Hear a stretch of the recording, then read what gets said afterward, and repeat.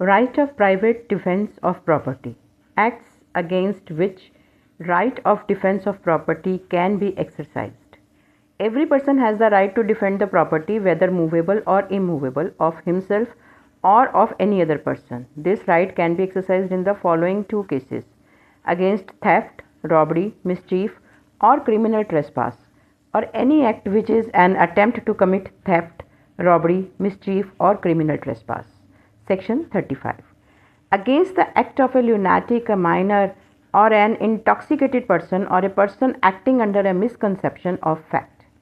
For example, A enters by night or a house which he is legally entitled to enter. Z, in good faith, taking A for a housebreaker, attacks A.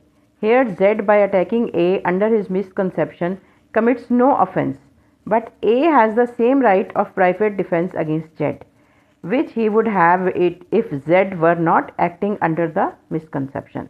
Section 36. Point 2. Acts against which there is no right of private defence of property.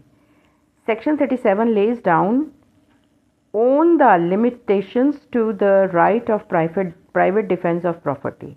There is no right of private defence of property against an act which does not reasonably cause the apprehension of death or grievous hurt, if done by or by the direction of a public servant acting in good faith under colour of his office.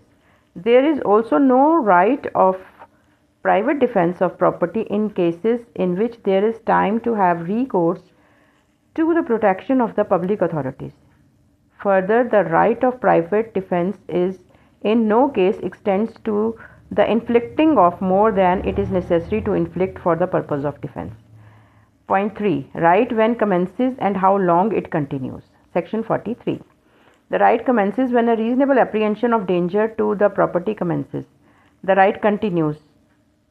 Point 1. Against theft, till the offender has effected his retreat with the property, or the assistance of the public authorities is obtained, or the property has been recovered.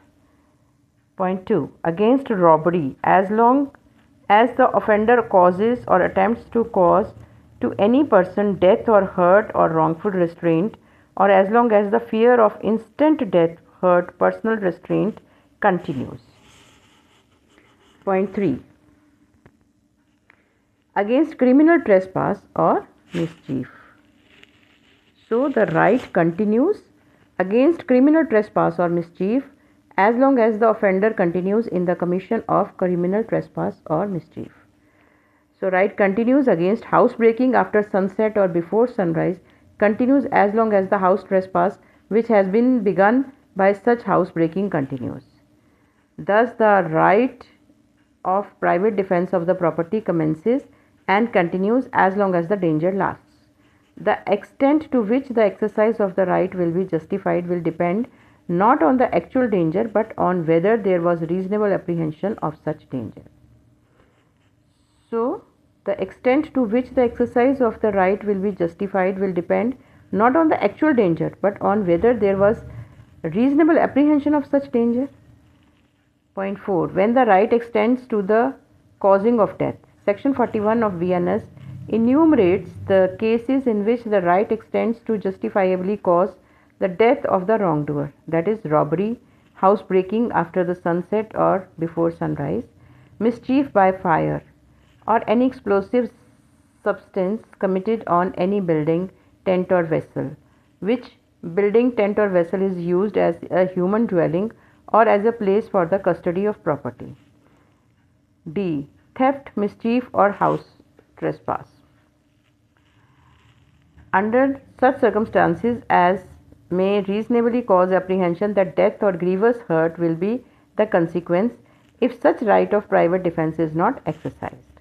Section 41 is subject to the restrictions mentioned in Section 37. According to Section 42, if the offence is not of the descriptions enumerated in Section 41, then the right extends to causing any harm other than death.